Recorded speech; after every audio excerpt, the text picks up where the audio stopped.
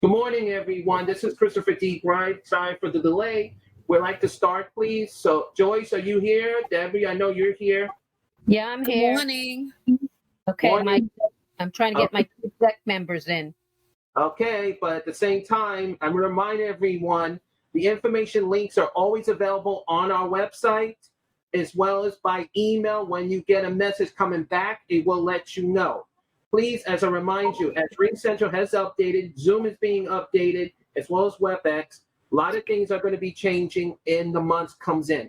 So please, everyone, always be alert when we send out the emails. Once again, I do want to welcome everyone to our meeting. Oh, Lord, why are we frozen? There we go. Okay. Good morning, everyone. This is Deborah Grimes, Chair of the Council. Right now, Christopher is frozen. We will fix it now, but I'm going to read the, oh boy, we just went offline.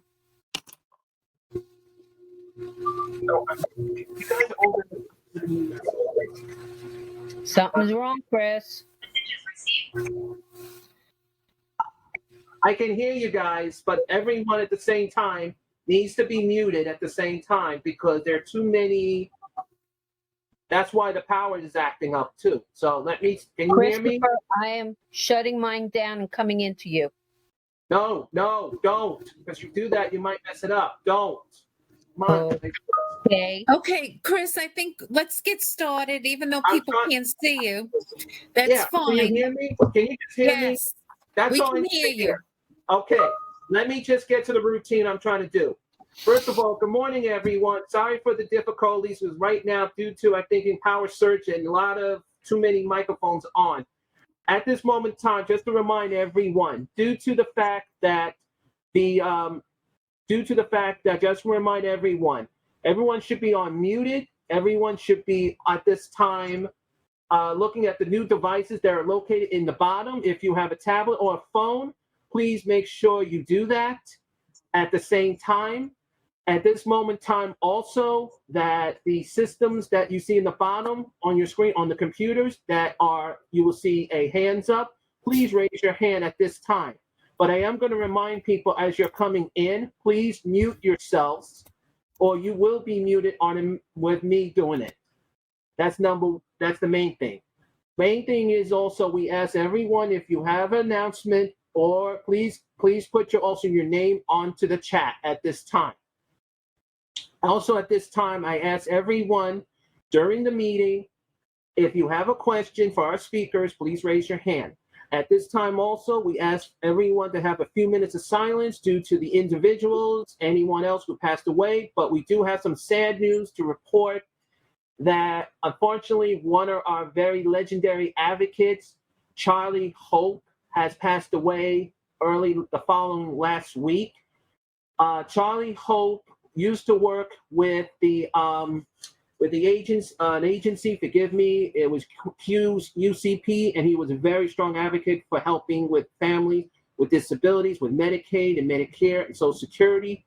We will miss him very dearly. We ask everyone to please have a few minutes of silence for him at this time. Thank you.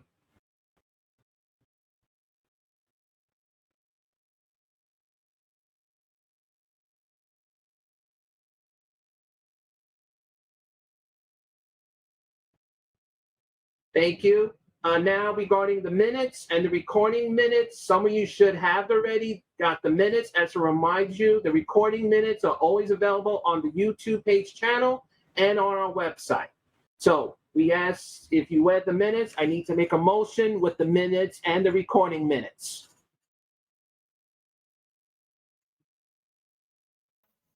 I make a motion, Chris. Thank you, Joy. Deborah, I second it. Thank you. Minutes has passed. Now I want to say welcome again, everyone. Again, I apologize for the technical delays, but we are reporting some power outages due to that tornado. So we are experiencing a lot of power areas, maybe also because people are doing construction due to Con Ed work. So we are working so far, but I am going to remind people we will still be here today. So let's continue on our agenda. Our first speaker will be Richard from IAC. Richard, I know I see you. You got in? I did. Is the pandemic over yet, Chris? I'm praying for that right now, too. Oh, okay. Hi, everybody. I'm Richard Bosch from IAC. Chris, I'm good to go now? Yes, sir. Okay. There's a lot on my list to go over. We have limited time and other speakers I know. But I had a memory this morning back at the beginning of this pandemic, and probably others have similar memories. And I guess it was probably after a month maybe, and we had the toilet paper rush. And I remember buying a package, an 8-pack of Scott toilet paper. And I thought, well, this will be enough to get me through the end of the pandemic. Needless to say, we're all wrong. So a lot going on in the OPW world as well as the education world. A lot of you have probably seen, there was an article in one of the newspapers yesterday about what's going on in Florida. And it was a big headline that they've had to close over 100 group homes because of a shortage of staff. And they said that they have a 23% staff vacancy rate. And well, guess what? New York State has a 25% staff vacancy rate. And some counties upstate have a 40% staff vacancy rate. And until the federal dollars arrive and things settle down, we're going to continue to have to deal with that issue. So it's times are still not great, but it's amazing what you and your staff are doing to keep things rolling. We do have a new commissioner, as hopefully you all know, Carrie Neifeld. She's very familiar with our industry and with our services and with the problems we're facing. Carrie was the Secretary for Human Services under Governor Cuomo and was brought in under the new governor. And she's had meetings with providers already, and I'm going to go over some of the minutes from that meeting. The other thing I just want to note before I get into the discussion of the Provider Association meeting with the commissioner is NIDA, New York Disability Associates, which is a conglomerate of all the of like 10 provider associations in New York State. And they've sent a letter to the commissioner asking, number one, that the community residential opportunities regulation and ADM be put on hold, because that ADM and regulation calls for that the only people that voluntary agencies can screen to fill vacant beds are referred by the state and are considered the most urgent. And these people do have needs, but until OPW and Department of Health and Division of Budget change the rate setting system such that the staffing reflects the needs of the people living there, they need to put that on hold. Additionally, NIDA has asked OPW to put all regulatory actions on hold until things settle down. The one thing that's been happening, anyone who, any residents that has vacant beds, and you get the referrals from the DDRO, and you have to tell them, I'm sorry, but that we don't have the staffing that fits that person. Under the former commissioner, they were kind of treating empty beds as you would a hospital bed. This person needs a bed, put them in here. So anyway, in short, we're pushing back against that. And Commissioner Neifeld has been very open to suggestions. He wants to hear from providers. So that's going well. Okay. What was my third item here? We do have a number of homes, especially upstate, that have closed, and they consolidated homes. There's actually areas of the state where agencies are having to consider moving people into other vacant spaces, like an empty nursing home. They don't want to do that, but we are getting to that point, and agencies are starting to put together contingency plans of what happens when we do run out of staff, and no one shows up on the shift because they're either sick or they've decided to resign. And again, hopefully, as the funds come back in from the feds, that'll put a stop to some of that. Let me move on to some of the notes from the Provider Association meeting with the commissioner and her staff. Just update you on that.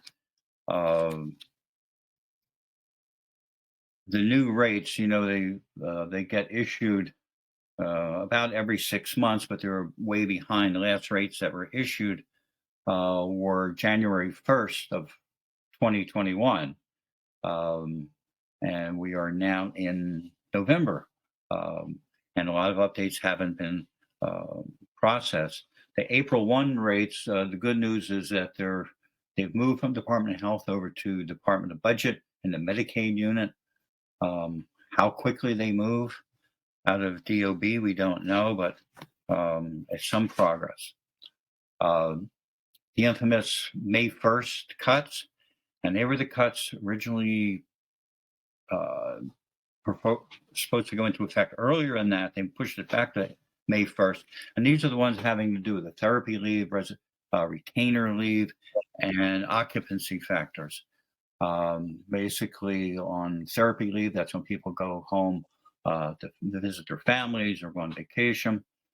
The proposal was to limit the number of days per year and to cut the reimbursement rate for those days when the person isn't there by 50%.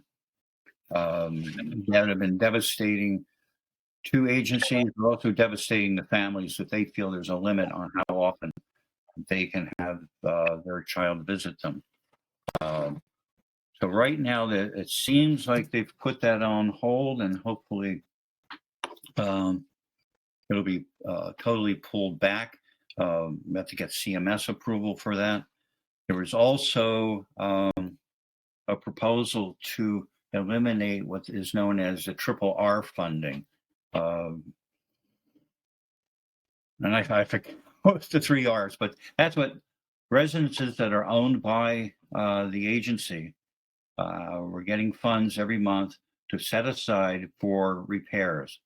They were proposing to change that into, you have to get a PPA anytime you want to repair over, I think it was $500, maybe it was $200, which was kind of ridiculous because it takes forever to get a PPA approved, especially now. We have people who have waited a year to get approval to purchase a property for people coming from out-of-state residential schools. A lot of that has to do with OPW and Division of Budget didn't want to spend money. That's kind of softening up, but you've also lost a lot of your property staff at OPWDD. So it's become a very slow and kind of painful process. You've probably heard about a new rate setting methodology, which would take into account the acuity and disability levels or service needs of the people in the residences. And they were working on a new rate methodology.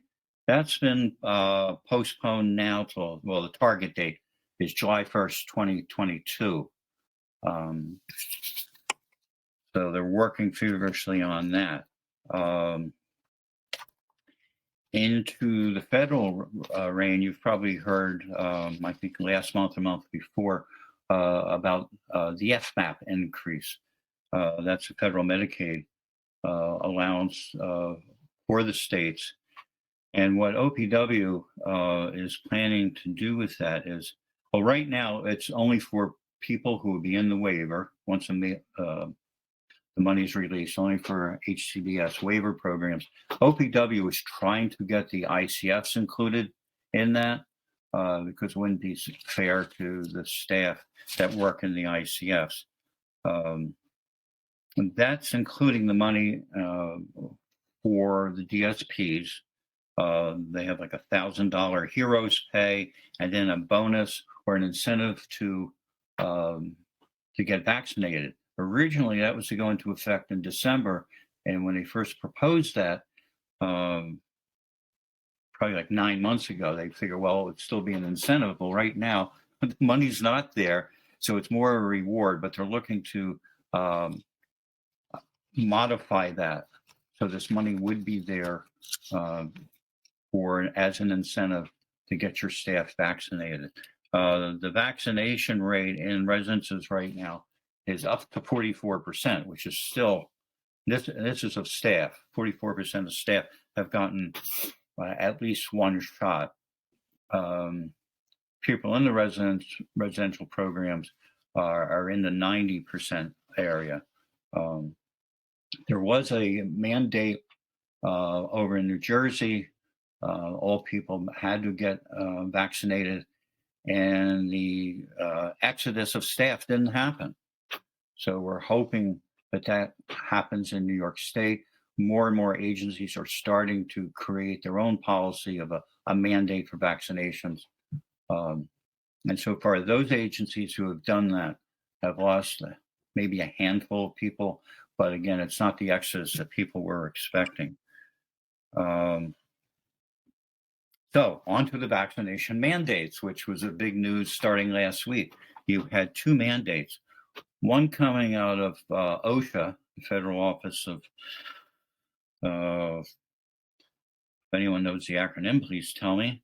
OSHA covered any employer of 100 staff or more, 100 employees or more, and that included, that wasn't FTE, that's 100 bodies or more. The Fifth Circuit Court put a stay on that, and that affected the whole country. So that's currently on hold. We're not sure where it's going to go, but again, that was intended for any business in the country of 100 employees or not would have a vaccination mandate. The other mandate, which is in effect, will be shortly.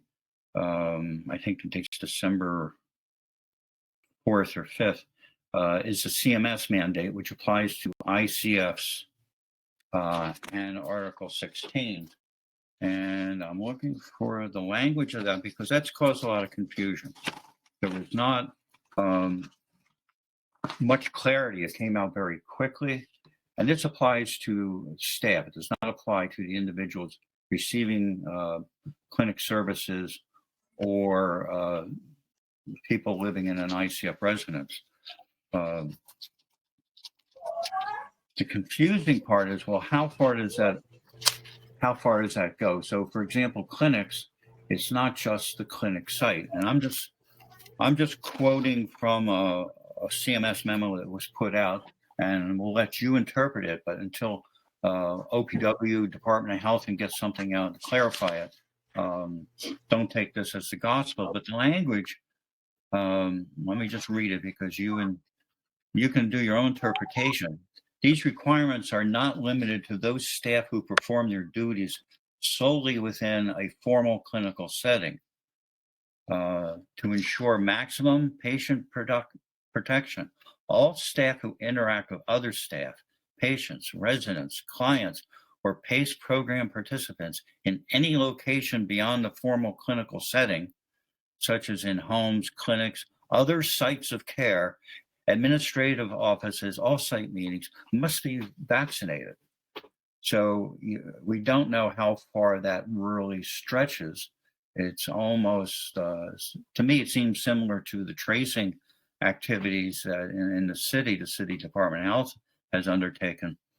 But the real confusing line is other sites of care. So if you have clinical staff who deliver off-site services, and those staff interact with people in your day program. We have clinics who are on location at day hab programs Well, obviously, those staff are going to walk in front of or next to day have staff. So does that mean all the day have staff have to be vaccinated?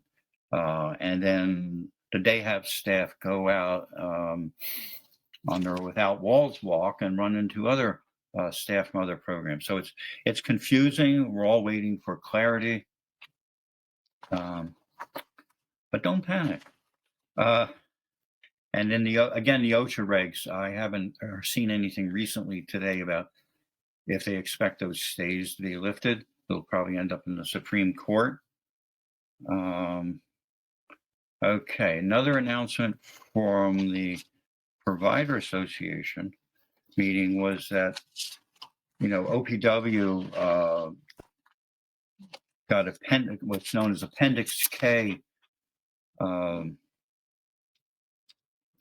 flexibilities, which allow people to get day services within the residence, so on and so forth. They're now creating a new Appendix K for Hurricane Ida. That was a hurricane recently. There were a lot of places got flooded. We've heard from New York City providers, especially on Staten Island, of course, where there was flooding of a lot of papers and records got wet. So right now, the OPWDD is asking for people to let them know what type of flexibility they need with this new rule. It's not finalized yet, but they want to propose it. So if you have anywhere you think it would be appropriate, if your residents had to relocate, your day program had to relocate because of Hurricane Ida, OPW wants to hear from them. Okay. Let me move on then. Are there any questions that people have? Does anyone have a question for Richard? Please, as a reminder, as some of you came in, please raise your hand. But I am going to ask our chairpersons, do you have questions for Richard? Joyce? Debbie, go ahead. Yeah, Joyce, you want to go first? Yeah. No, Richard, thank you very much. That was very comprehensive. Okay, Richard, I have a question in reference to the group homes in Florida that were closed. Right. And yet we have more staff. We have the higher percentage in our state. What's the difference? Why aren't we closing down the way they are? I'm just curious. I don't know. You tell me. I think you may have known because we have a much bigger system in New York State than Florida. Florida's not famous. Please? We have a much. Oh, I'm not. No, I said I can't hear you. Can you repeat? You can't hear me at all? Now I can. Can you repeat what you said? Thank you. Okay.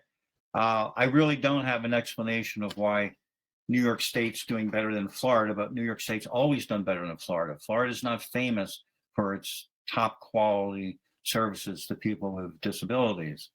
We have a much bigger system. Maybe our homes are staffed better. I don't know. I can send you the Florida newspaper article. It doesn't talk about New York State. It just talks about what's going on in Florida. So if they're getting the attention, they're going to probably start getting the attention in the press of the New York State service system, because there are homes upstate. And this is going back 3 years. I remember being part of a lobbying team in Albany, and the people from the upstate ARCs were saying, well, we've already closed 3 homes because we don't have the staff for that. We can't hire the staff. It's hard to get people to work for us. And that was back in the days we were fighting for Be Fair to Direct Care to get that increase. So no, I'm sorry, I don't have the details on that. Okay, Richard, you actually did answer my question, because you see, reason I'm asking you that, and you answered by you say Florida's not known. I've had so many families telling me, oh, I'm going to Florida. They go down, and it's not just also developmental, it's also other disability, and they can't get services more than 5-6 years, and they're nothing like the ones we get here. Yet I had one or two friends who went from here to Georgia, in the Atlanta, Georgia area, and they got services within a year faster. So everyone thinks Florida is so wonderful, and I appreciate you answered how you did. So thank you. You gave me the answer we needed. Thank you. And I'll also tell you from personal experience with a friend who had family in Georgia, they're no better and they're getting worse. So anyway, we're not here to I understand that, but it's still a drop there. Okay, thank you. Okay, anyone who's been involved in the special education world, especially the 4410 preschools and the Chapter 853 school age programs, know that they're in a much worse crisis than OPW programs right now. And there have been a number of hearings and meetings and rallies in person. Last night there was a rally in Brooklyn, and Joyce or anyone else who wants to chime in, but apparently Senator Guinaris was there, very supportive. And there's rally coming up in Staten Island on Thursday. I'm just looking at my notes here. I just got them from Chris Trieber, who's just been the leader of so much of this. So Staten Island's having a rally on Thursday. New York City Council has invited Chris Trieber to testify. That's also on Thursday. And as Chris told me, he saw this coming 3 or 4 years ago, especially when the city council passed the city parity, the parity wage bill, but it was for the daycare centers and not our 4410 programs. And so we're trying to get that, get the governor to sign the wage parity bill. The legislature passed it unanimously, and we're pulling out every stop we can to get the governor to sign that wage parity bill. Bronx has a special meeting on Monday with different elected officials are going to be there. We did get a request, we as in the associations, did get a request from Division of Budget to meet with them. So we hope that that's a good sign, because that's where the big roadblock has been. And with the change of governors, we're hopeful that the tune at Division of Budget will change.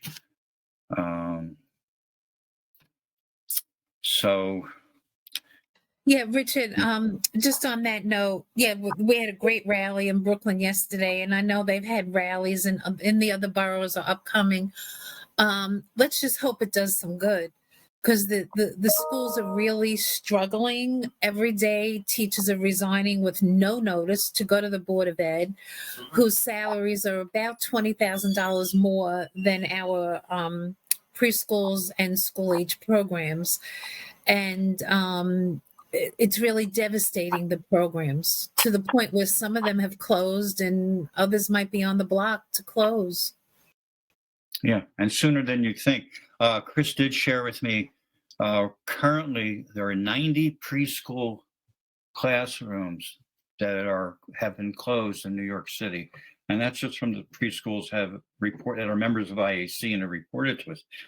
So 90 classrooms have closed, and 54 classrooms in our school age programs have closed because of lack of staff, lack of certified teachers in the classroom. Not sure how much longer that can last. And heart share, Joyce, better than anybody, what would happen if your preschools had to close? That would be absolutely devastating to the families. I think in one of the flyers that's being sent out, or something that I saw, it would cost the state or the city $39,000 a year per child more to educate the children in the Board of Ed. Right. So what we're asking for is a lot less than that. And here we have dedicated people who know these kids, who've known them for a very long time, to provide the quality and education. But like you said, how long can you sustain not Right. receiving increases, not, and your staff leaving. Yeah. So, And it was a choice of, going back years when preschool special ed started. New York City Department had made the decision that they didn't have the ability to serve these children, and that's how the system grew. And it's yeah, been there was an article in Chalkbeat, I think it was yesterday or Monday, about the number of children with special needs waiting for services through the Department of Ed. I think it was like, I want to say 40,000. Does that sound right? It was a lot. No, It was a that lot. sounds really high. I think there are. No, it's actually higher. It's actually now it's up to not it's at least up to 100,000 because it's all the boroughs Wow. together. I did it, and I'm sorry to interject, but I did attend the pupil transportation. There were parents there. There are massive complaints for special ed, including getting the lift for the school buses. It is very dangerously high, and it's really bad because they have to travel on a regular intake bus, or if they already have a accessory, God bless them. But at the same time, pupil transportation is now requesting a full maximal investigation on a lot of these bus drivers, but also the schools because they're not following the IEP. Period. There's problems all around. It is, but it also affects the MTA because it's been hitting us very hardly, very hard. Sorry, Richard, but No, that's okay. Numbers float around all the time, but it's number of children in the 4410 schools. We're always around 20 to 23,000. And if schools close, the Department of Education, those kids would go on a waiting list, and the cost to New York State and to the Board of Ed would put them out of business. So something has to happen. We're at the breaking point now, and I'm sure Chris Trieber will be at a future meeting, but there's only so much longer you can hold out. Okay, Richard, I want to just say the biggest also problem why we also have funding issues too is that a lot of parents are in denial about their child's disability. And when a lot of them go to some of the preschools, and I'm talking about certain ones, and I've heard it because I parent membered with them when they have to go from preschool to the regular, they put them in general and tell them, oh, we fixed it. The kid's fine now.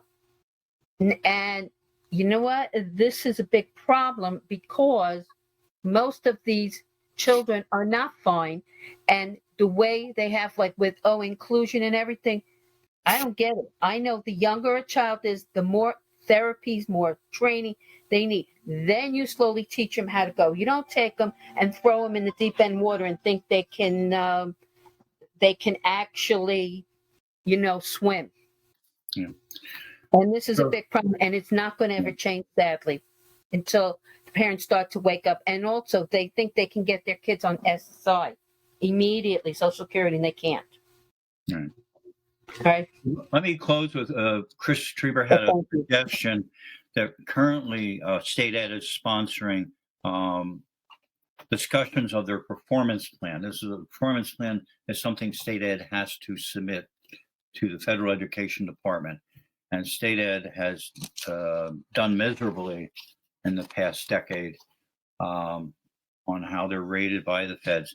So if you go onto the State Ed website, there's a link for the performance plan, and you can testify or at least listen to other testimony before State Ed.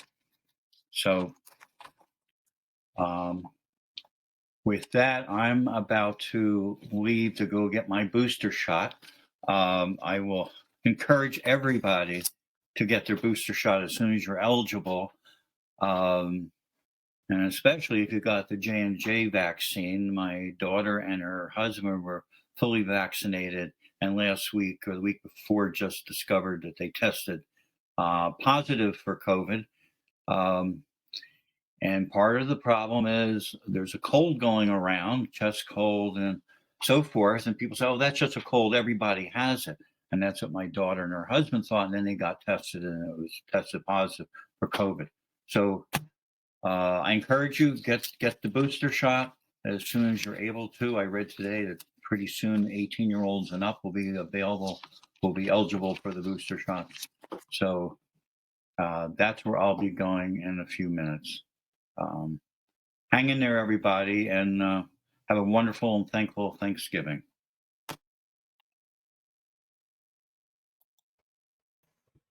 Thank you, Richard. Does anyone have a question for Richard? I'm going to start with the chairpersons. This will give time. Joyce, because you're unmuted. Joyce? No, thank you. Thank you very much, Richard. That was very informative, and enjoy your holiday.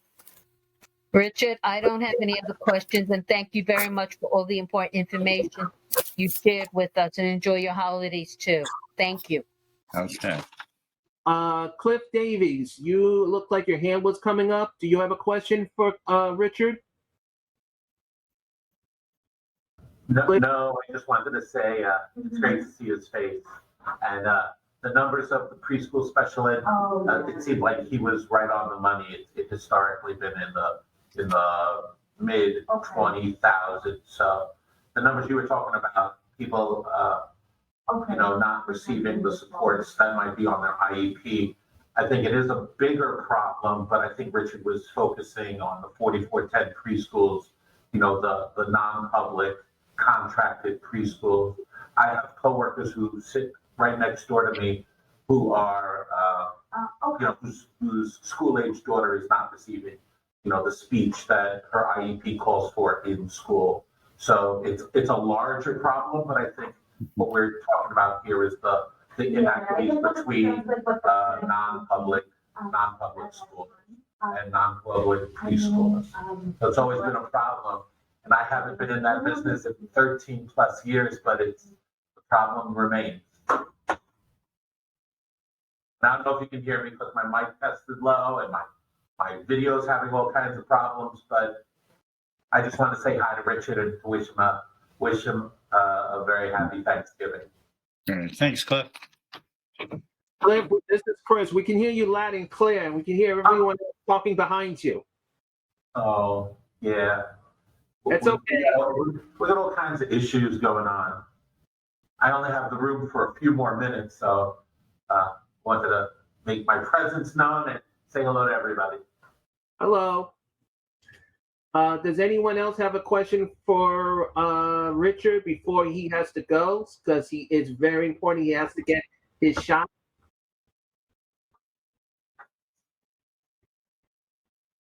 I do see a question in the chat I was about just going to. transportation. Oh, wait a minute. Where'd it go? It disappeared. Does anyone know of a provider or providers that provide transportation to and from programs given the transportation companies from day service are scarce? You can, IAC does have a transportation service program called IATS, where IAC actually goes into contract with the bus companies, and the feature is, quality features of ensuring the buses are safe, so on and so forth. They have the same problem though right now, is the bus companies are short on drivers. So there's still people that want to go to day service and can't until we get enough bus drivers. But if you want me to put you in touch with the director of IATS, just email me at richard@iacny.org. Richard, can you put your email that I will. I just thought of that. So that person can. Richard, we also have another person wishing you good luck with your booster shot. Thank you. I've been drinking lots of water, so I don't. And always keep your immune system up. But we are receiving a lot of thank yous and good lucks to you. Okay. Well, thank you for inviting me. I'll stay on a few more minutes because I want to hear some of what else is going on. Okay. Hey, Chris, I missed that line and at the Heart Shares Day program, people line up to make their announcements. It's Yeah. we might get, Joyce, we're gonna get back to that. Joyce, you Well, want to question?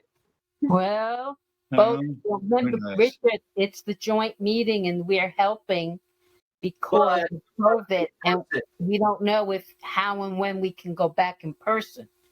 I missed the line. That's what we do, right, Joyce? yeah, it'll be a while, Richard, especially now with the winter coming. Yeah, You we don't know, want to take chances. Yeah. Well, Well, even when it's safe, we've learned that we're never going to be totally in person because our meeting rooms only hold usually 40 to 50 people. And now we're getting 200 people on our committee calls. So we'll be virtual and in person once we get back to that point. Well, let's hope we get back to that point. Yeah. We One hope so second. too. Carrie, your hand was up. Do you have a question for Richard? No. You're on mute. No, You're I don't. Sorry, that was a mistake. Okay. Well, But hi, everybody. Good to see you all today. Great stuff in the chat. thank you, Carrie. Thank you, Richard. So we'll move on to our young ladies in crime. Well, from OPWDD. Nina, are you there? Because I know I saw you, and I know I saw Lucy, and I know I saw Angela. So we have 3 ladies from the Brooklyn DDRO. Nina, you there? Nina, are you there? Or Lucy, whoever's going to do their report? Just unmute yourself, because I don't see your camera on. Oh boy. I hear the voice. Just look at that point. Can you mute yourself, Madam Chair? You're causing an echo. Nina, are you there from OPWDD? And I know she's here. Where is she?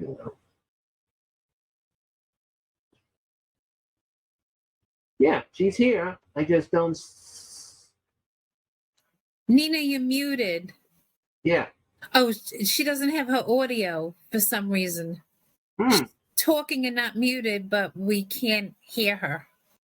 Yeah, now she's now off. Now her microphone is on, but I just don't see her from my areas. No, I can see her. I can see Nina, but she's not. We can't hear her. Is there a number she can call in? Let me see. She can merge. Let her call you on your cell and then put it right next to it if that's what you have to do.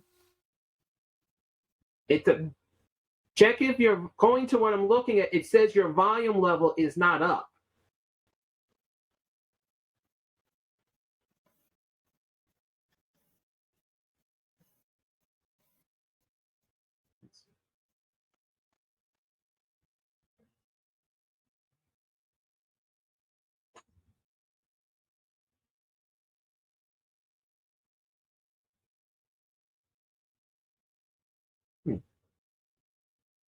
Lucy, are you there? Because Nina just went out.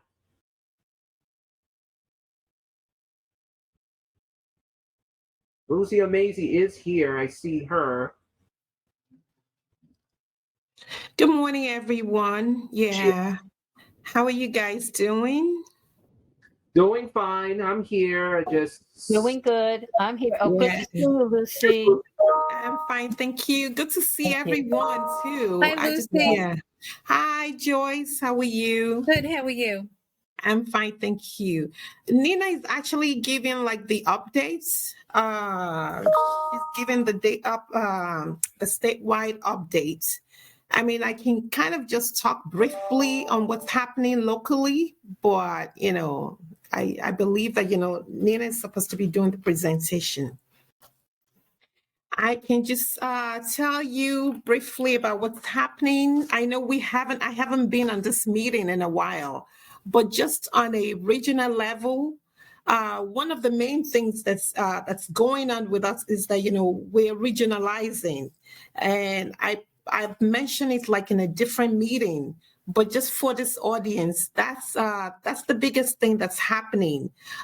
Instead of each borough doing working kind of solo or on a local level, we're trying to centralize that process, and everything is being combined.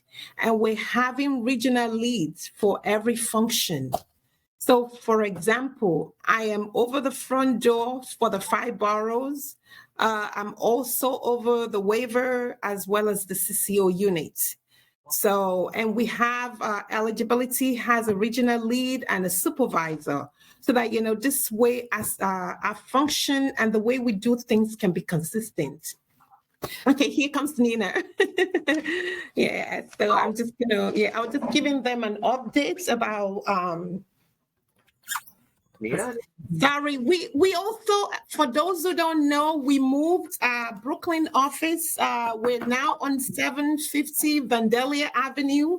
We used to be at 88 Fountain Avenue. I see. Nina. I apologize so much. I don't know what is happening with my audio today, but it's for me, it's a business as usual. I signed in, I hear everyone. I listened to the whole presentation by Richard, and you don't hear me, guys. So I'm so sorry about that. It's okay. As I said I'm earlier, just going to turn it over to Nina and let her give the presentation.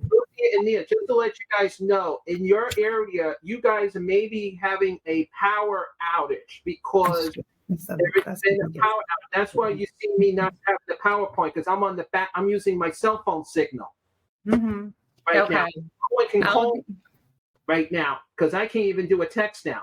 So I'm on backup power. I will connect with you after this meeting, so to make sure that this doesn't happen again.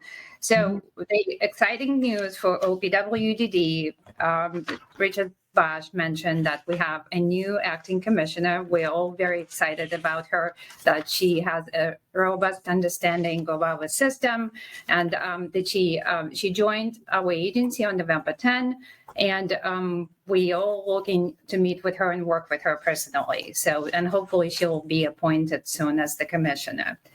The 507 plan that we discussed in the previous meetings is being reviewed by the commissioner right now, and hopefully it will be published soon on the DOH website.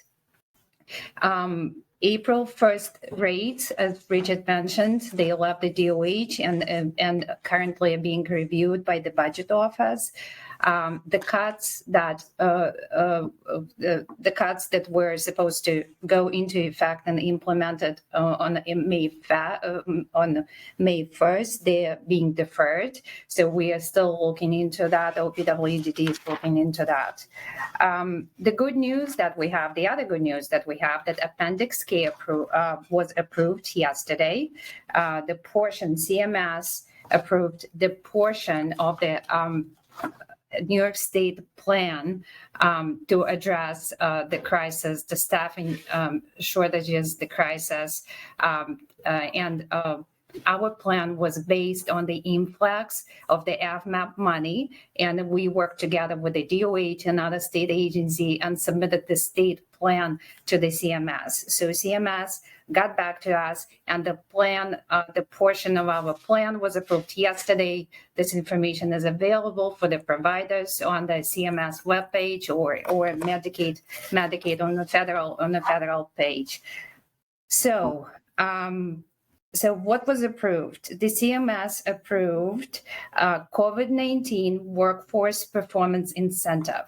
So this will be a retroactive one-time performance payment for direct support professionals and family care providers implemented through a supplemental payment mechanism.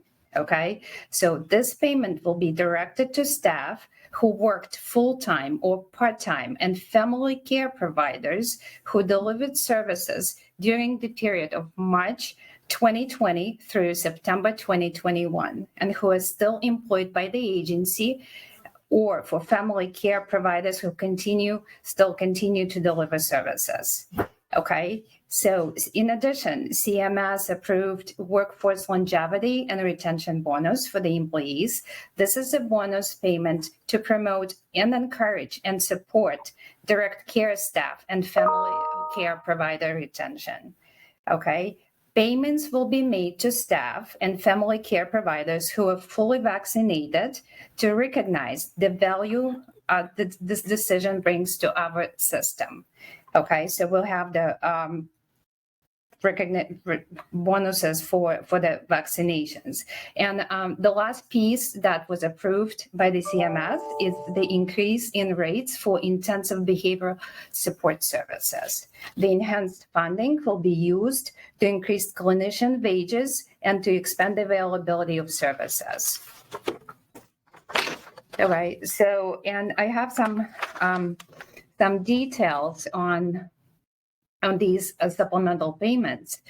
OPWDD will be implementing 3 supplemental payments for waiver service providers. These payments are in addition to the amount billed by the provider for the HCBS waiver services.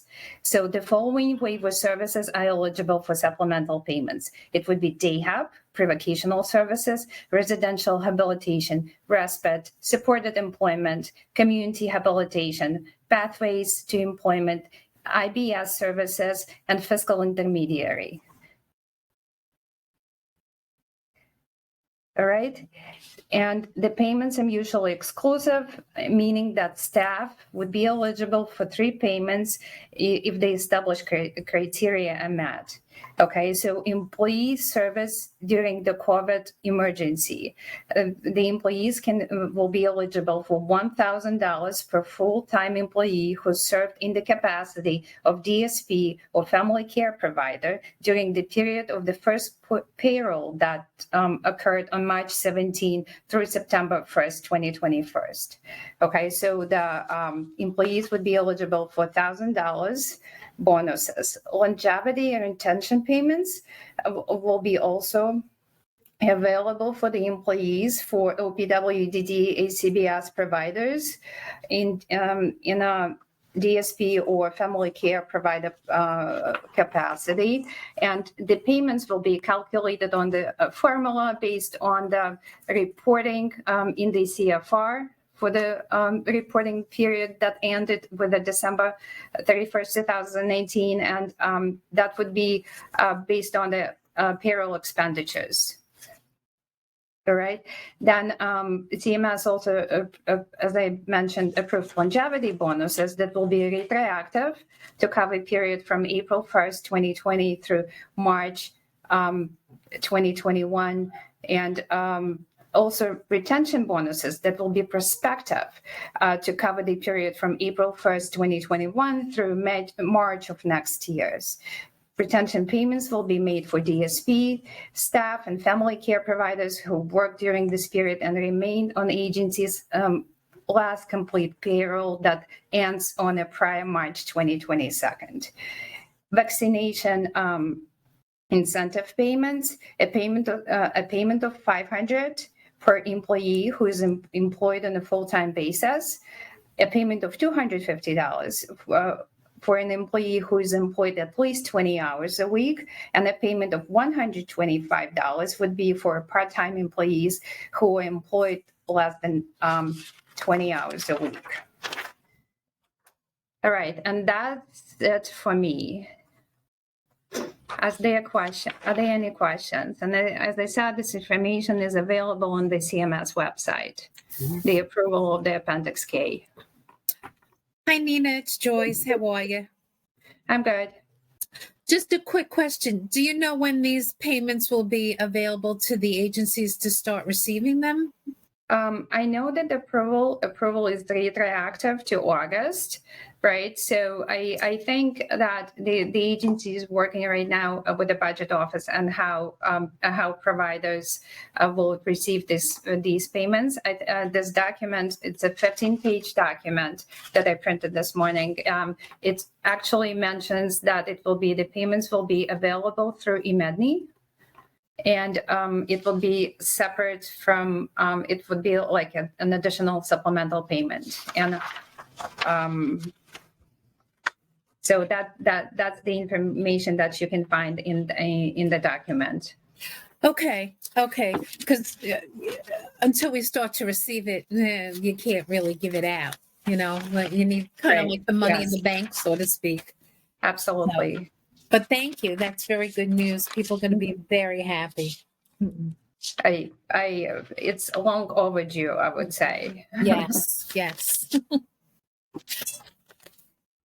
Madam Chairperson Grice, do you have any, you have a question before I go to the chats?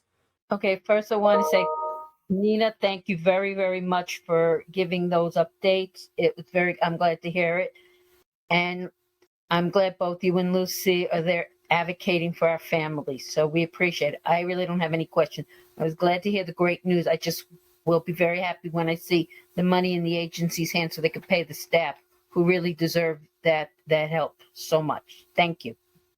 Thank you. Just to let you two ladies know, I just put on the chat to answer one of the questions. They were asking for the address, for the new DDR address. So I'd like to remind everyone that address is available, right? I put it on the chat. Okay, I see another question coming up. I'm with you in just a minute. Let me scroll up first. So I hope this answers the two people. Lucy, there is a question. Somebody is asking for your, well, whoa, what was that? For my what? I heard a squeak. I'm like, eek. It's the computer. We're trying to move it around. Oh, I can see you both. You're fine. I can see you both. And I can see Angela. Hi, Angela.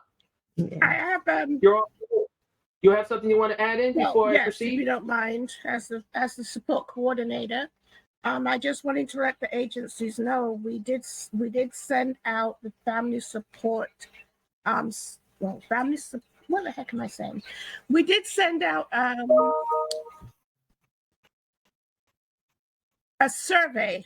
Oh my goodness, a survey that has to be filled out and returned before Thanksgiving. It's in lieu of us actually coming to do a program visit. So we do need those returned as soon as possible, along with the survey, which was whatever you sent to your agents, to your families to complete. So we just need a copy of the blank survey along with the survey that we sent out as soon as possible. And then we will schedule dates to go over that survey with you for December, between December and January. So please follow up on that. I think that's all I had. Thank you. Any questions? Anyone? Any questions, Joyce or Debbie, before I go? No. Yes, I have a question. Did you email me the copy of the letter, Angela? I didn't see it yet. It didn't come from, it wasn't, I didn't come from me. It came from my supervisor, Miss Alton. So she sent the surveys out. I didn't send them out. And it's not a survey for you to actually fill out anyway. It's for the agencies. I didn't say I had to fill it out, but if it's going to family support programs. I understand, but it came from Miss Alton. It didn't come from me. So I'm not sure if I'm supposed to share it with you. Oh, what else can I have nothing more to say. Sorry? Okay. Nothing else. Let's, George, you have a question? No, thank you. Okay. Thank you, Angela. Just want to keep the microphone, so let's try not to have echoes in here. One question came up for you, Lucy, and I already know I answered that question. Some people are asking for your phone number. You know what? It's easier to get me an email, but the phone number is 718. I can put it in the chat. 264-4381. We're back. One of the things I was going to say earlier on is that we're back in the office for the most part. For those that choose, they're able to telecommute 2 days a week. But for the most part, some people are back in the office full, 5 days a week. Others are working 3 days a week. So your email and your phone calls to us should be, you should be receiving responses from there. All right. Thank you, Lucy. Okay, let me just read. Chris, The answer. Chris, question for Deborah. Do you want me to send you a copy of the blank survey that I have? Yes, I would appreciate it because and I'll give you the reason why. It's When okay, surveys are- Deborah. It's no problem. No, I will gonna give send my- it to you later today. It's no problem. Thank you. But I'm still Thank going you. to give my reasoning. I'm sorry. And I want to explain my reason. The reason is, as chair of the advisory council, when parents do get surveys, a lot of times if they can't get through their care coordinator, they do contact me. So when I see the survey, I can understand how to help the families who have to fill the surveys out to send it back to make sure that the programs know what kind of services they need or how well or how bad it is. And if there are problems, how we can all fix it. That's one of my roles as the chair. And that's why I was asking for the blank copy. I understand Thank you. your role as a chair. I was just letting you know that I didn't send them out personally. It came from my supervisor and it went to the agencies through her. I'm just following up so that we get the surveys back along. The survey is not the survey that you normally review. This is a survey about the whole program. You know, we normally go and do our program review. So that's the survey that was sent out. It wasn't a personalized survey to you or to me. It was an agency survey, but I will send one to you. I will send one to you later today so that you have a copy of it so you don't feel that you've been left out. No problem. Okay, thank Have a good you, day. Angela and Deborah. Let's move on. Thank you. It's duly noted. Thank you. But I do have people's questions and someone's hand is up. So I do want to make sure we do follow the scheduled time, please. As the courtesy, I duly noted that. Now, okay. One person, now there was one person asked this question, but the question has already been answered from another agency. So I do want to thank you. I see someone's hand is up, so I will be watching that in just a minute. That person's question, you should know, you go on to www.cms.gov. So please make sure you have that. Fran, your hand is up. Can you please unmute yourself? Hi, everybody. First of all, Lucy, it is so nice to see your face. I miss seeing you. I had a couple of questions and I was hoping that you guys could lead me in the right direction. We have been working diligently to employ our participants and we have sent SARFs in, and we had this one individual that we sent in a SARF. She started working the end of August, first week of September, and we have yet to have it approved. And we've been sending numerous emails and we're not getting any responses. And I wanted to know if you could point me in the right direction to try to help that. And then my next question is, I have three questions. Unfortunately, participants Medicaid, the code was changed. So the care manager helped us in fixing that, but they didn't backdate it long enough. So now we're looking and we haven't been paid for services rendered in April, May, and June. And the care manager said, oh, we need to send proof of billing paper-wise, which we did to an email, but we have not been successful with that. I wanted to know if you can direct me on who to speak to and going about getting reimbursed for those months. And how do we get Medicaid, that code, to be moved to an April back billing? They moved it to July. They didn't go back enough. So that was my second question. And my third question is there a liaison at OPWDD that I can talk to that can possibly help me with the care managers? I know that there was someone, but I can't find that information. Was that enough, Lucy? I haven't seen you in so long. Hi, friend. Good to hear your voice too. You know, even though I can see your face, but it's good to hear your voice. Oh, wait, I'll put my face on, please. That's okay. That's okay. Here I am. That's okay. So your questions, yes. The question about the SARF, Earlier on, I was talking about that the fact that, we're now centralizing our processes and we're regionalizing. Oh, wow. Okay. So I am actually the lead over the service amendments, and we have Chris Grover. I'm sure you probably know Chris in Staten Island. She's Yes, the of course. supervisor. But people because providers are now reopening, we're getting a lot of requests for staff. So it's taking some time for us to be able to process everything. I won't be here at next week's check-in, so I don't know what everybody's doing. Someone needs to mute, please. Yeah, someone is unmuted. And I'm checking right now. Yeah, I just want to make sure that you guys can hear me because, the sound is not very clear on my end.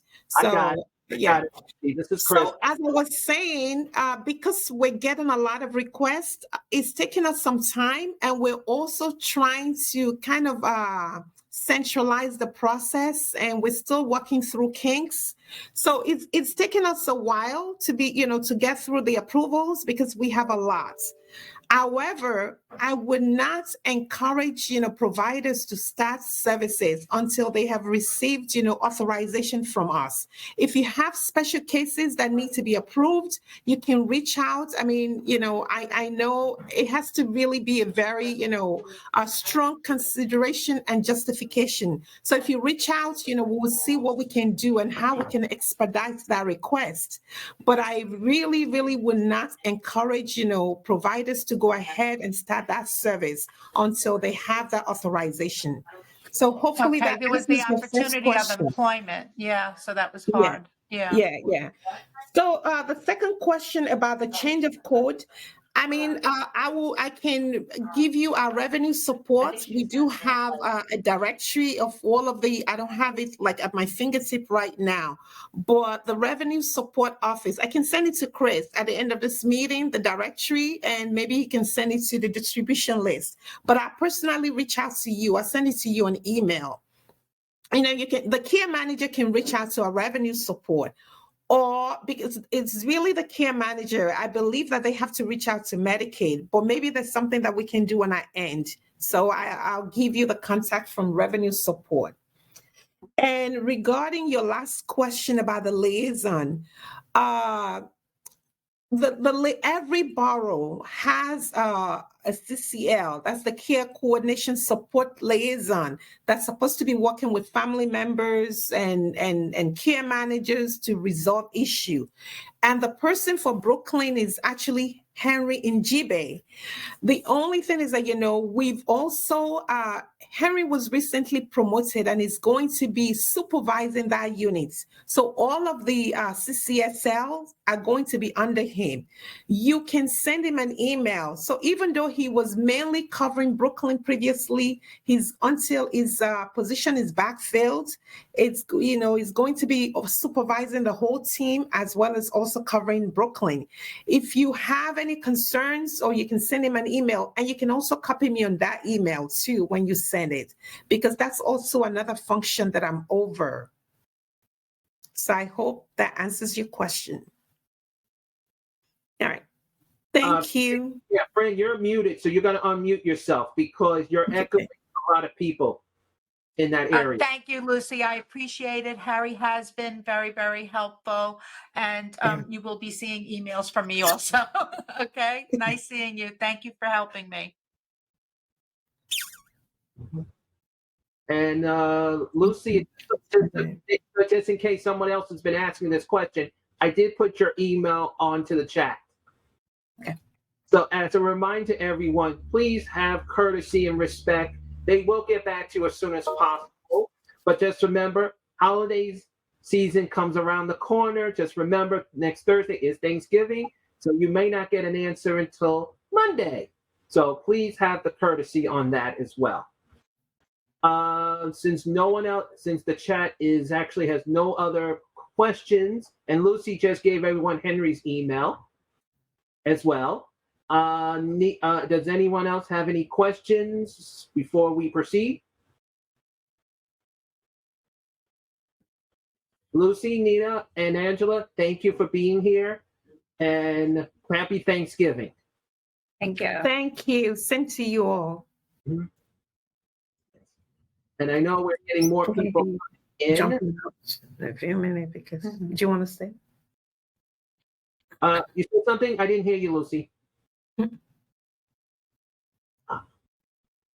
Okay. Moving on to our agenda, just to make sure, Gavin, are you here today, or Gavin Miles? I'm guessing you are not here. Duty noted. We're up to the chairperson's reports. Joyce, I'm gonna let Debbie, because hers is short and she has also a breaking news to share also, and then we'll go right to you. Okay, thank you, Joyce. Okay, first I want to thank everybody who attended the CAS training, and it was 5 boroughs. It is on the OPWDD website as well as our website. It will be eventually be phased in completely for the new testing for our children who are 18 and above.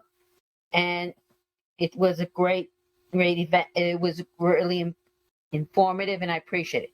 Now, I want to report something about from the statewide advisory council, because I represent Brooklyn. We met by virtual December 1st, and our meeting was cut short in one way because we got off the agenda. We were talking about the draft for the family support reimbursement programs. We are looking over the drafts. The statewide members are talking. I did share the information with the parent members of my advisory council. I have everybody's notes. There will be another 1 or 2 meetings with the statewide members. And then when we come back on December 7th, we will be discussing what the statewide and all the families would like to see in changes for reimbursement.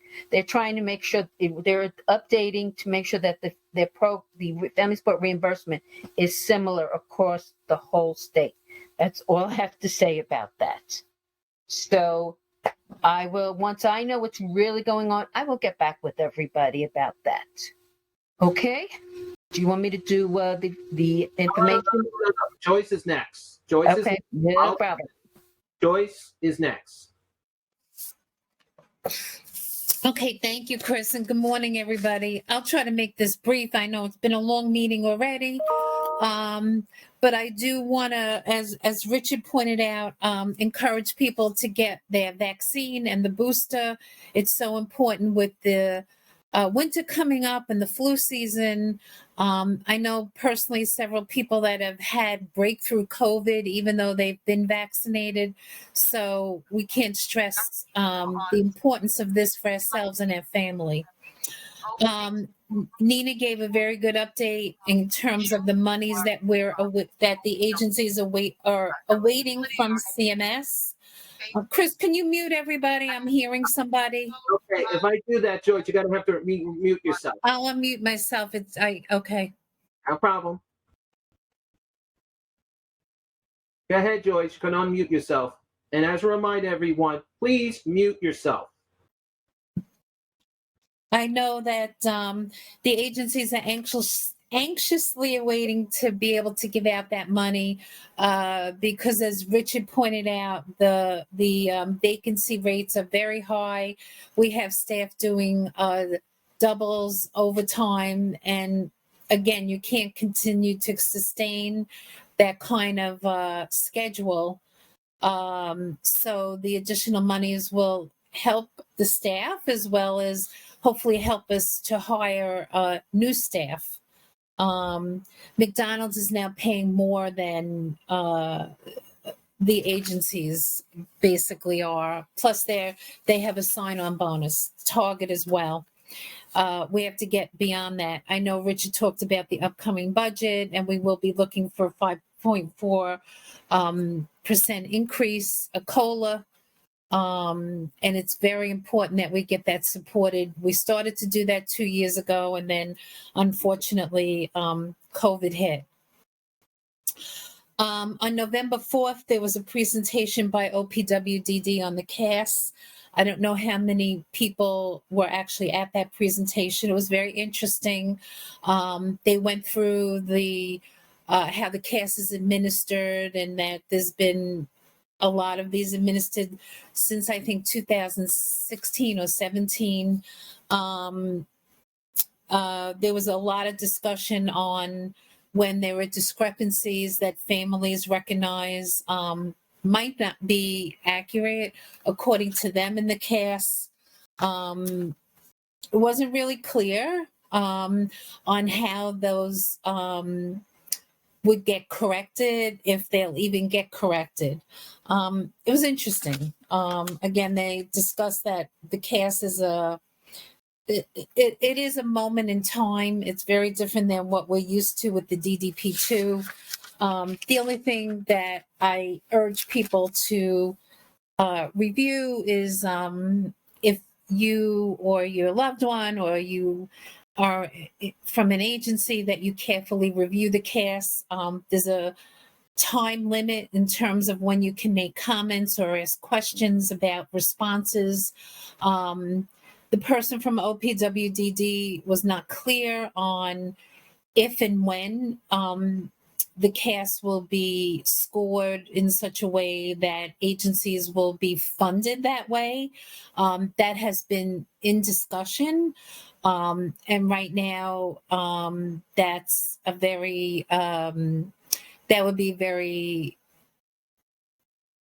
disturbing. I'm trying to think of the right word, because of the implications that could have for funding for agencies where people were scored in a way that may not really reflect their abilities and or inabilities of things that they can do. And, I would hope that when that's being thought of, that our IAC and the AHRC is certainly, the ARCs are part of those discussions before something gets promulgated. And hopefully we'll have more information on the CAS as time goes on. Richard did talk about the rallies that have been happening, with the schools, with the funding that's needed to keep the schools open, basically. That's so crucial and important at this time. It would be very sad to think of more schools closing and these kids not getting any of what they need in terms of services. And we all know that the early intervention and the school services, when those services are received early, they're better off later on, as time goes on. So we hope to have the support and then the legislature to approve that. We've been working very hard on that. And just, again, continue to watch out for your emails and information coming, especially through IAC, on different regulations that might be being discussed, or the monies that will become available. The information Nina gave us in terms of those monies now finally, hopefully, to be available, and we can give them out. The sooner the better. Again, for our staff who've been waiting for so long for that money, and so well deserved. That's all I have right now, Chris.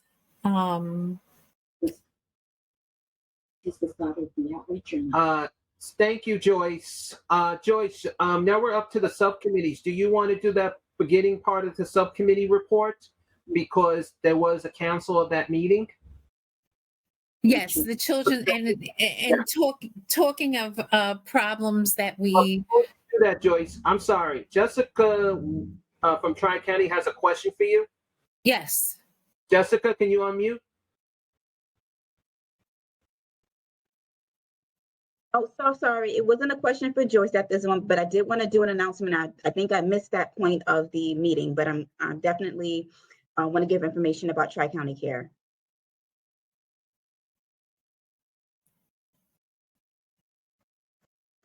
Okay. Yes, in fact, we had to cancel the Children's Services Committee meeting for November due to issues back at the school. that Mhm. the chairperson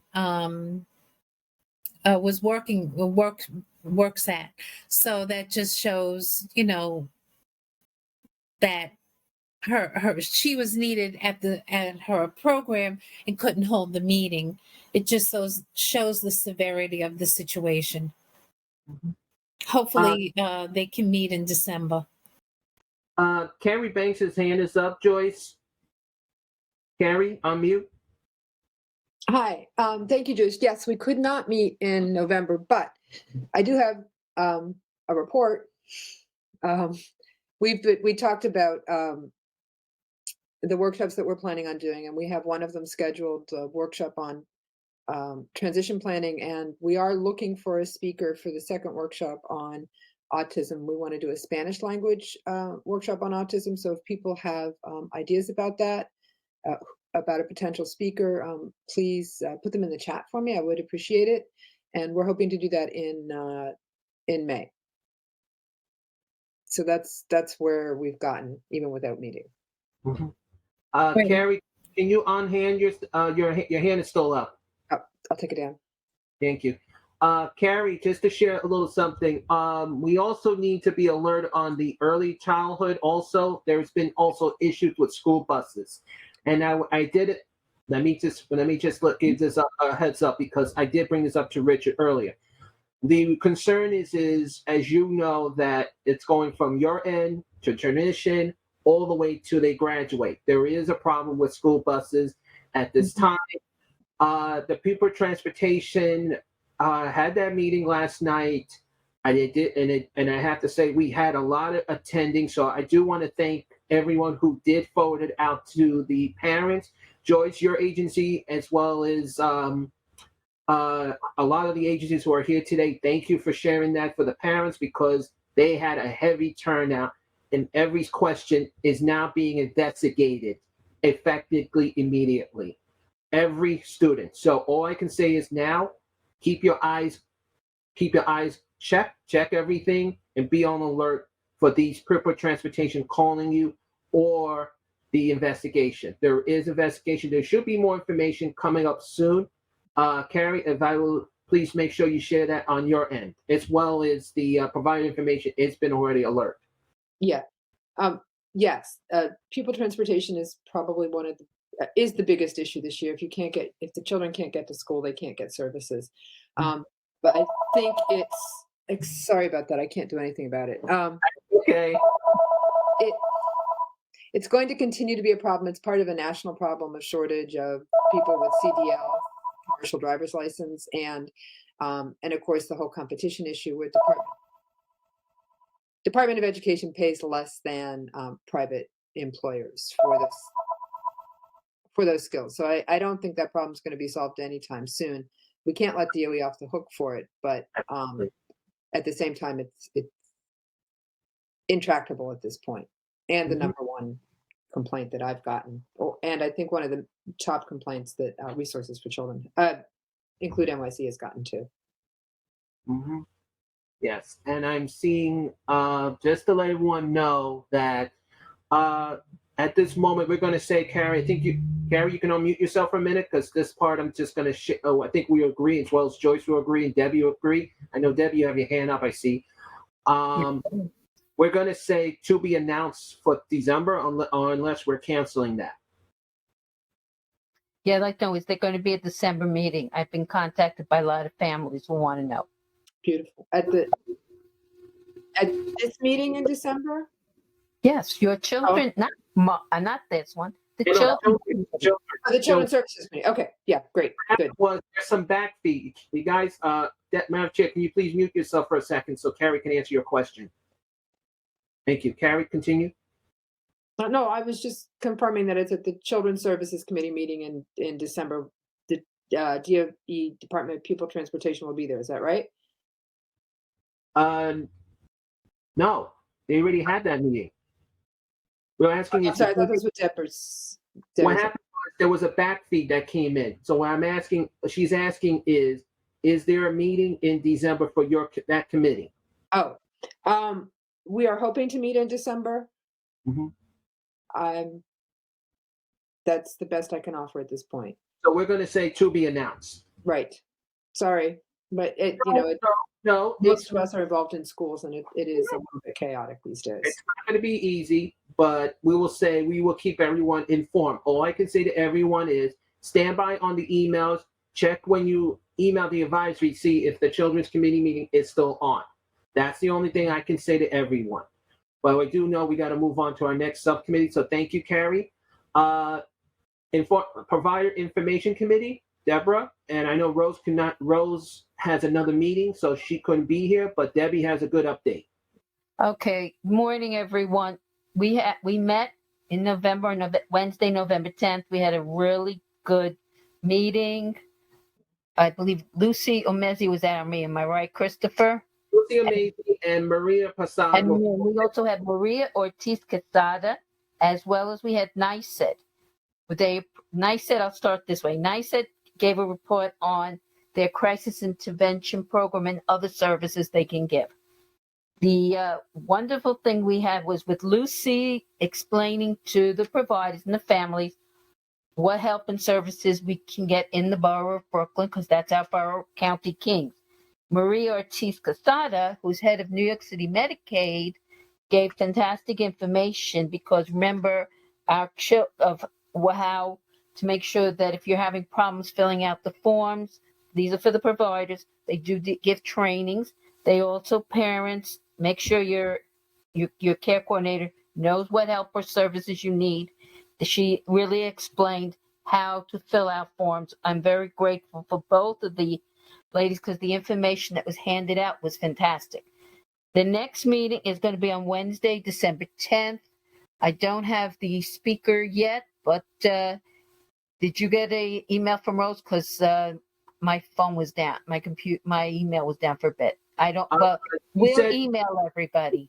We'll see who the speaker is, but as a reminder, everyone, it would be nice to see the parents and agencies. Please come, bring your information. This is the time to bring that in, and parents as well as individuals are always welcome to that committee. Yes, and we would like to see everybody, because it's very important that we all work together, because our families need the services, and we need to know what information or services you can be giving out to us. So I thank everybody. Rose apologizes, Rose saw that she couldn't be here today. So thank you. Christopher, you want to do the information committee for the advisory council? What? Just mute yourself for a second. Thank you. No problem. Before we do that, does anyone have any questions for the Provider Information Committee? I did see someone's hand up, but then it disappeared. So I am guessing I don't think so. Joyce, do you have any questions for the Provider Information Committee? No, thank you. Okay, just want to check. You okay? Yes. Okay, just checking.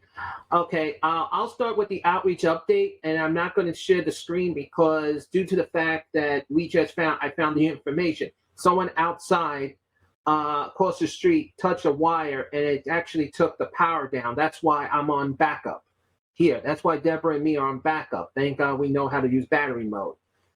Con Ed today. That's already over 100. Just to let everyone know that the outreach committee the Brooklyn Advisory Council outreach will be meeting on December 1st. That email was sent out.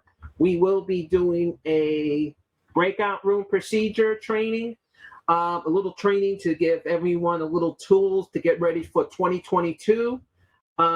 We will have different guest stars, speakers from city, state, and federal. And this will be on December 1st. So please pass this to your families. Agencies are always welcome. Parents, individuals, doesn't matter which borough you're from, come. It does give you guys the tools and prepare for yourself for the future. Now, also, this is for agencies that have emailed me, and I'm going to tell you right now, duty noted. Your complaints about accessoride have been noted. But I'm going to remind you, you're putting in the complaint by 4 days before the complaint, it's a dead case. It is DEAD, dead. You must put the complaint. 4 days after the actual incident. Because if you don't report, it immediately within 24 hours. It doesn't go anywhere. Exactly. Go ahead. Thank you. As I was saying again, please make sure you put it in. You don't always have to call Accessoride. You can put it into the new MT website. Go into where the comment and complaint link is. The comment and complaint link is available 24 hours a day, 7 days a week. And I remind anyone can fill it out for them. For example, if say I have to fill out for someone who may have an email, I don't know, but I can still make sure you guys get the reference number. That person can get a reference number and keep track of that reference number. And if you don't get a response back, that's where our elected officials come in, so they can investigate it too. But I remind you, with accessory complaints, you must have patience because they do investigate from the recording, from the phone, and on the vehicle. Oh, I see Nina. She's like testing out her system. Hi, Nina. But just to let everyone know that. Now, second thing is also, as we're coming to the holiday season, it is important. This question has also been updated. Holiday season is coming up. At this time, I'm going to say to be announced for the holiday train because a lot of the agencies have been asking me this question. And I know 4 or 5 of them are in this room. That is to be announced. Yes, you may see them running. They're testing it to see if it can work because remember, it has not run for over 2 years and you know it has to be checked. If the brakes are working, the services can handle where they can put them on the line. So I should have an answer by maybe as we speak or as the MTA board is meeting. We'll keep you guys informed. Now, I do want to remind everyone for the Omni, please, everyone, there is a page 1 to update every individual or senior or yourself to update the page 1. Make sure you have an email. If you already have one that's already with Accessoride, you can combine them into one. And always, please make sure you visit the website at www.bfssac.com. Also remind you today, if you're putting your announcements on the chat, please email it to the advisory email so I can update it to the website. It will be easier, quicker, and faster so we can get everything accomplished. So I ask everyone, if you have openings, trainings, or events, or I'm going to say turkey drives, please let us know. I know we have a couple of elected officials are doing that. I encourage the families and agencies to please make sure you share that to the families so they can have a nice, peaceful, loving Thanksgiving. And always happy Thanksgiving to everyone. Happy Thanksgiving to the Brooklyn DDRO, Joyce, the Brooklyn DD Council, and the Advisory Council. Does anyone else have a question?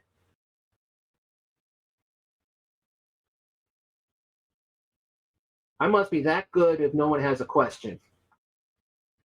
Chris, we also have to give everybody some good news that because of the bill from President Biden, That was announcement. That was announcement. I just did it. Then I'll be the first for announcements that we will be getting no fare hike. Said it, and I know Nina knows about this as well as Lucy. As you're aware that the bill has been passed and it was signed.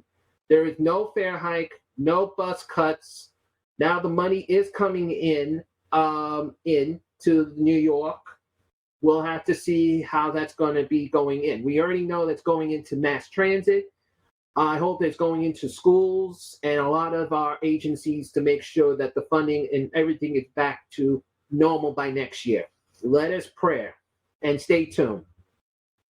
Now we're up to announcements. If you have an announcement, please raise your hands so I don't have to call and look for you guys. Thank you. Thank you.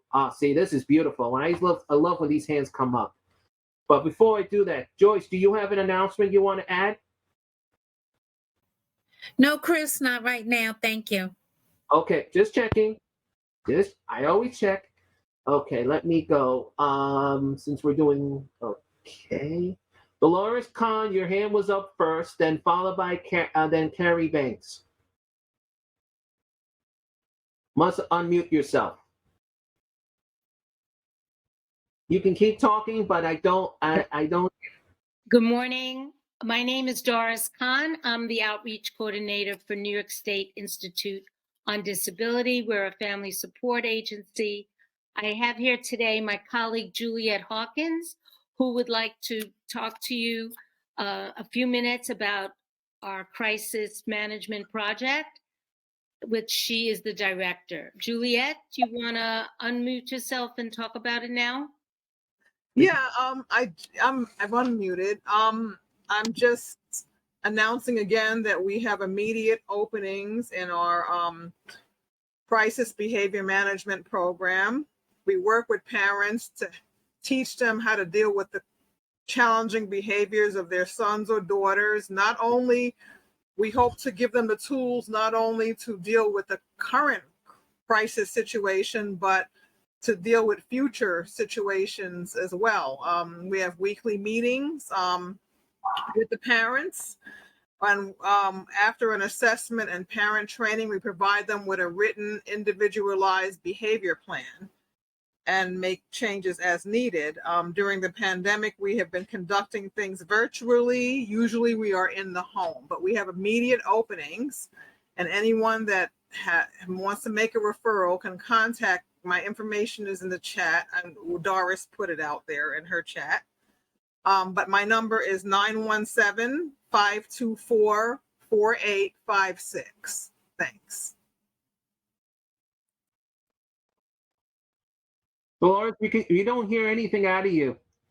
She does it every time. I should charge you $1 each time you do that. Thank you, Juliet. I hope everyone will take advantage of your services.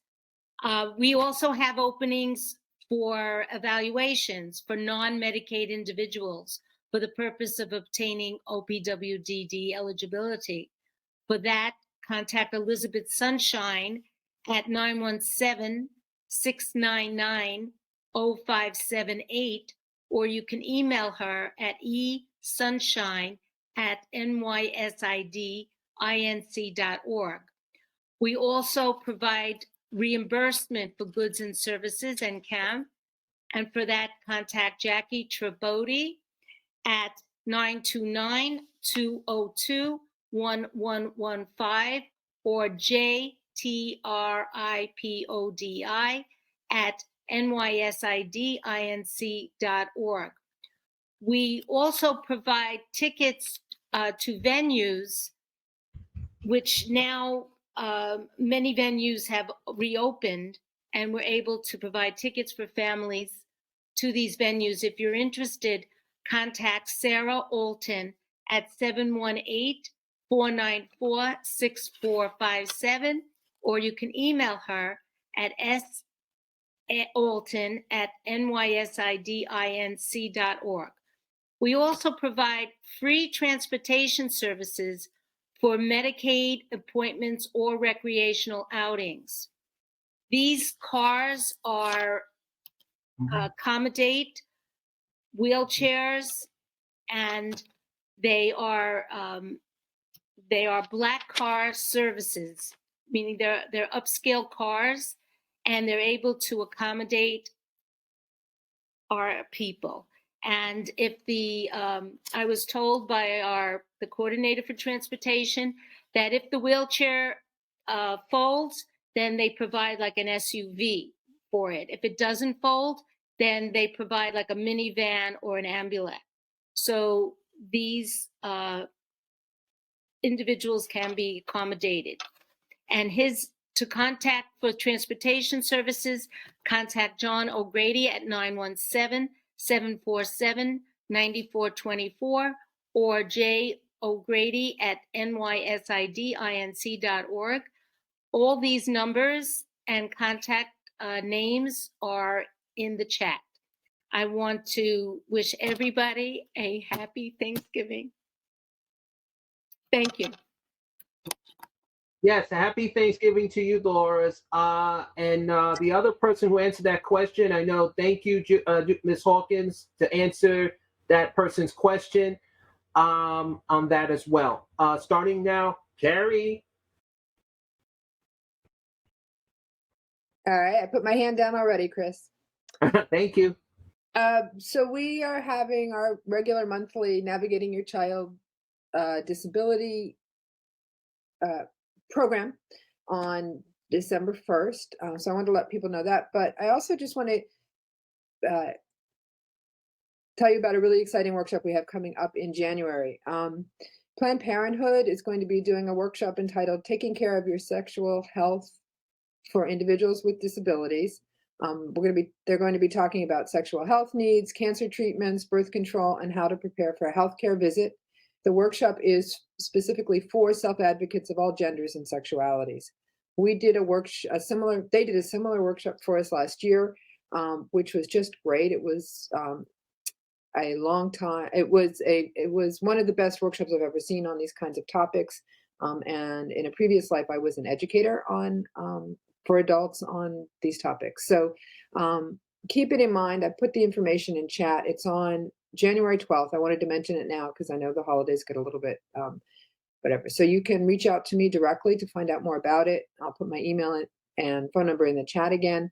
But please do pay attention and share this information with the individuals that you work with, because it's a really important topic that often gets overlooked. So I'll put it in chat. And as I said, we've got some other things going on, but that's the one I really want people to pay attention to. So thank you very much. And Juliet, could you put your information in chat? I'd like to talk to you about maybe doing a short announcement at the Children's Mental Health Committee meeting. We're always looking for services for individuals with dual diagnosis. So I'd appreciate that. Thank you all. Gary, this is already on the chat. But Judy, Ms. Hawkins, can you redo it again? Just to make sure. I see it now. I got it. Thank you. Because it seems everyone's asking. That's a good sign. Yes, it's a very good sign. Thank you. YAI, your hand is up, then followed by HRC. Hi, everyone.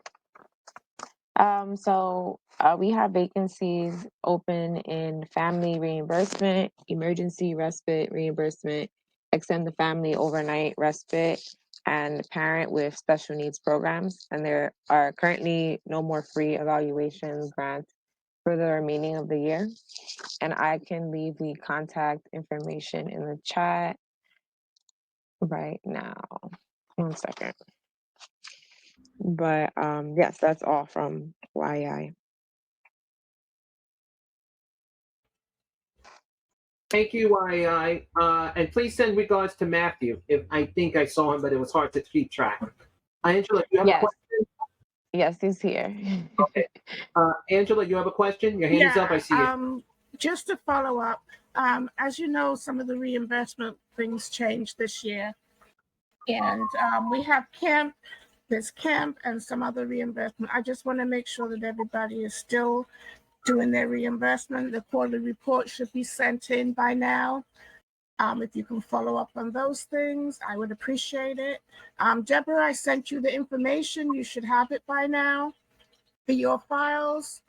And if there's any questions for me, because I have another meeting to go to, so I just wanted to get that done. Angela, any questions, I'll email you. Thank you, Angela. I was just going to say, Angela, I'm looking at my other laptop, and it came in. Okay. Just letting you guys know. Thank you. And that's just for you guys. It's not to be shared, okay? I do not send anything out like that. No, it is going into my file and not to be shared. Thank you very much. Is there any questions for me? Because I have another meeting to go to. I want to get prepared for that. I have no one's hand is up at this time, but I do want to wish if anybody has questions, we'll set it up in an email for you. Okay, no problem. Happy Thanksgiving to everybody, and I'll see you next month. And you too. All right, take care. See you next month. Thank you. Stay well. Sandy, you had a question for who? Because you're unmuted. Someone else is ahead of you. I have an announcement. We're not up to that. There's someone ahead of you. There are two people ahead of you. Oh, okay. It is up. I see it. All right. I didn't forget you. Okay. But when people's hand comes up, I have to make sure I follow procedure. Now, HRC's hand was up.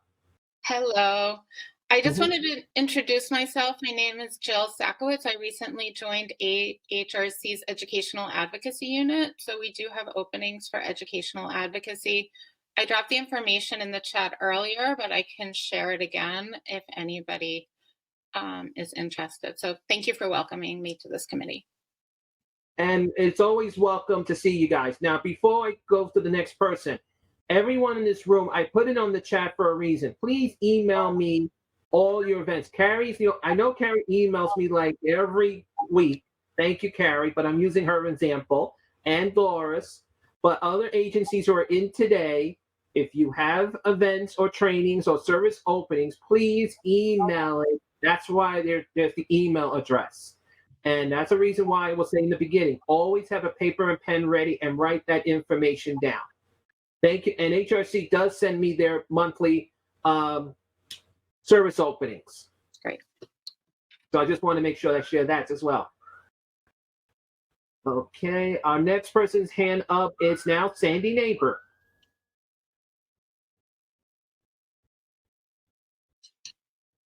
Hi, everybody. My name is Sandy Naper.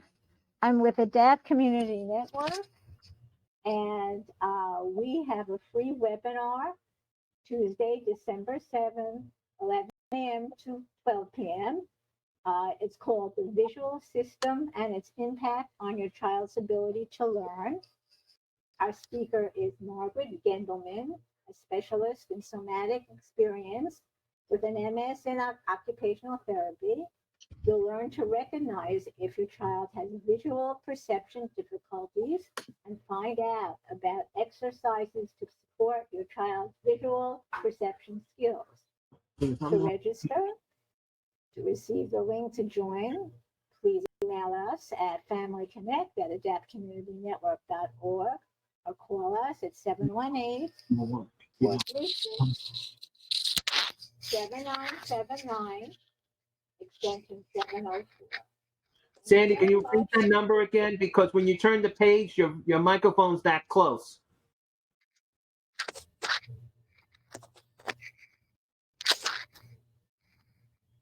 Okay, the phone number? Yeah, we need. A lot of people are asking me on the chat, like right now, saying, Sandy, they cannot hear you what you're saying, your phone number, because it sounds like something scratchy. Right. Well, I did unmute myself, so I'm unmuted. Yeah. No, they're just. And I'm speaking slowly and clearly. Mm-hmm. Oh, no. Okay, the phone number is Yes. 718. Go ahead. Stop. The phone number is 718-436-7979, extension 704. And you could email us at familyconnect@adaptcommunitynetwork.org. Sandy, I have a question for you from a person. It's asking, does ADAPT offer ISS housing? Yes, I think what you should do is called Project Connect. And let me see if I can get you that phone number. Okay, hang on a second. As Sandy is doing that, just to let everyone know again, please make sure that if you have your announcements, yes, I'm glad you put them on the chat, but also please make sure you email them. As you're aware that, we want to make sure that all agencies we may want to make sure that services are available for everyone, and we want to make sure that it's getting out to all the schools, the hospitals, and making sure that any trainings coming up, we want to make sure it's all up to date by this Friday. So please make sure you email us that. Since Sandy is getting that information, okay, I know Matthew just put in something about Matthew from HRC. You want to say something also? Because I know someone else did announce that, but you want to announce that?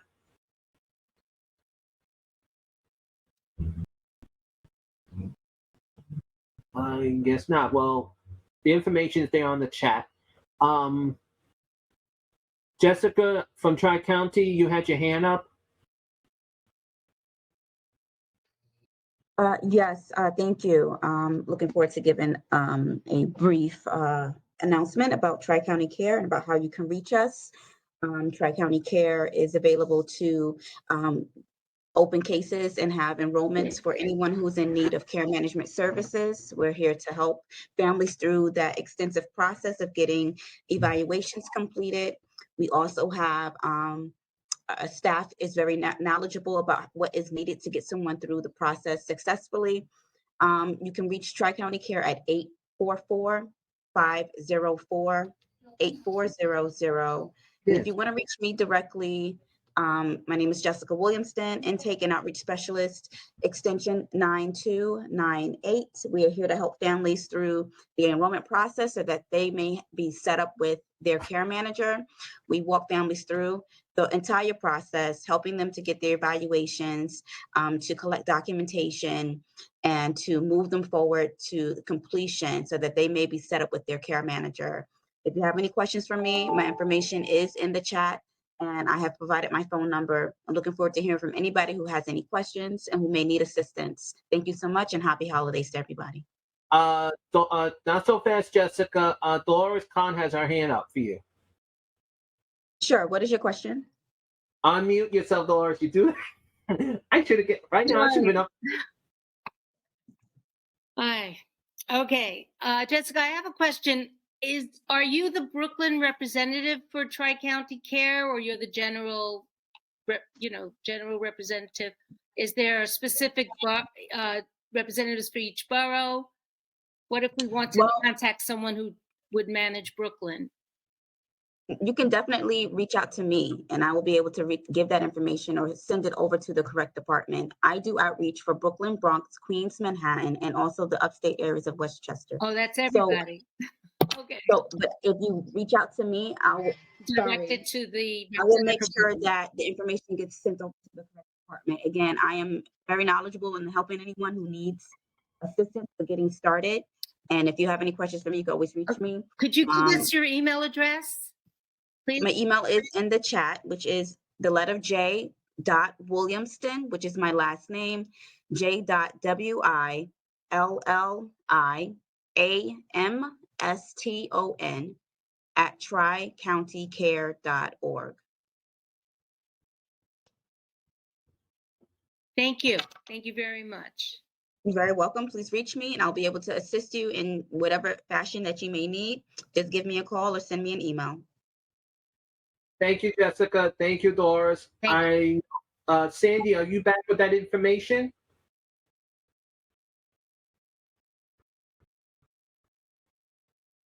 Sandy, just letting you know, I had to mute you because I didn't want to have echoing because we had to make sure we try to finish.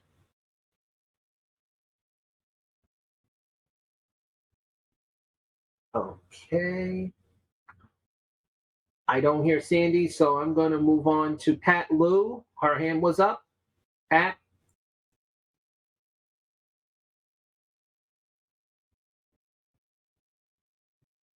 Pat Lou?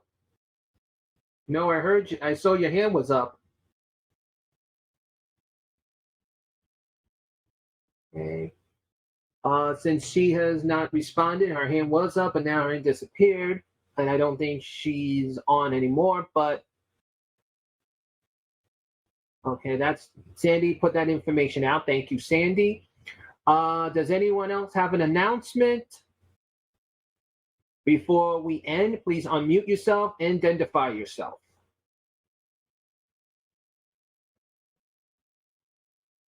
No, Pat, I do not hear you because I'm thinking because you're on an iPhone, but I know I see Nick is ready. Nick, go ahead.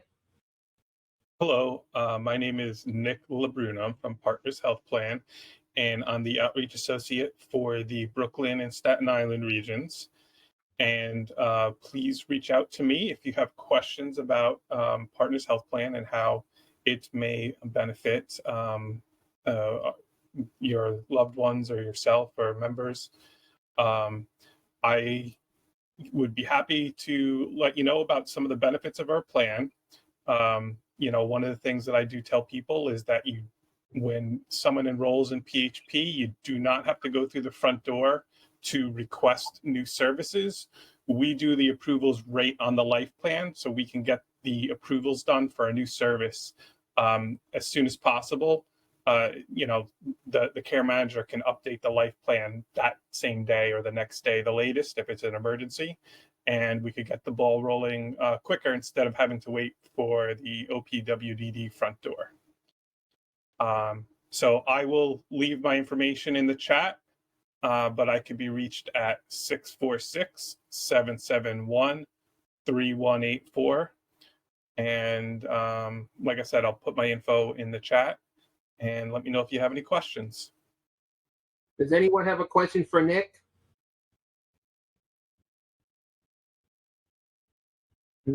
Thank you, Nick. And please send regards and happy Thanksgiving. Happy Thanksgiving. Thank you. Pat Lou, did you fix your microphone or your volume up? Because according to what it's showing is your volume is not working, or the volume is too low. Can you hear me now? Now I can hear you. See, now it's working. Okay, great. See, I figured it I'm had to so be a volume sorry. issue. Okay, good morning, everyone. Pat Liu from GHO. GHO, I want to announce that GHO, we have an immediate opening for our pre-vote, community-based pre-vote program, and they have without wall. And we are in person and also offer someone want to do it remotely. And for our family support service, we have case managers to help the family who are new to the system or are seeking for OPWDD eligibility. We will walk them through the whole process and eventually get them into the CCO. And finally, we also have a contract with CDNY. We assist family speaking in Korean or Chinese to do the intake. Please contact me for any question. My phone number is 718-307-6563. And also we have a Korean speaking outreach coordinator. His name is Jin Zhang, and his phone number is 718-307-6570. Thank you. Thank you, Pat. You're welcome.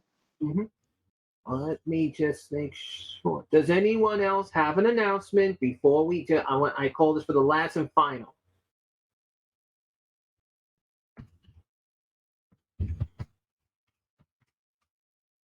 Okay. Before we end, I'll ask, since no one has additional announcements, please, everyone, as I'm putting this on the chat again, please email your announcements to the Advisory Council email so it goes right onto the website. Before we end, Joyce and Debbie, do you want to add anything before we end? No, but to wish everybody a healthy and happy Thanksgiving. And I wish everybody a healthy, happy Thanksgiving. And one other important thing, next week it's Thanksgiving. We may be a little delayed putting some stuff next week on the website. Please understand. And again, happy Thanksgiving to everyone. Yes, Chris. Yes, thank you. On behalf of both councils, happy Thanksgiving to everyone. And happy Hanukkah also, since Hanukkah is early, so happy Hanukkah. And please... You're absolutely right. Happy Hanukkah. Yes, happy Hanukkah to everyone. And again... Date of the next joint meeting, please. Can I say thank you? You're welcome. Thank you. You're everyone, welcome. Enjoy the day. And again, I apologize for the problems, but guess what? At least we're still together and still strong. Happy Thanksgiving, everyone. Have a great day. And next month's meeting will be on December 15th. And by then, our power system will be back to normal with not Con Ed interfering with us with the Wi-Fi. I'm lucky I'm using my Wi-Fi on my cell phone. So it shouldn't have no problem. Everything is taken care of. Thank you, everyone. Yeah. Enjoy the holidays. Thank you, everyone. Have a good day. Bye. Bye. Bye. Yes. Oh, Lori, yeah. Give me 1 second, Lori.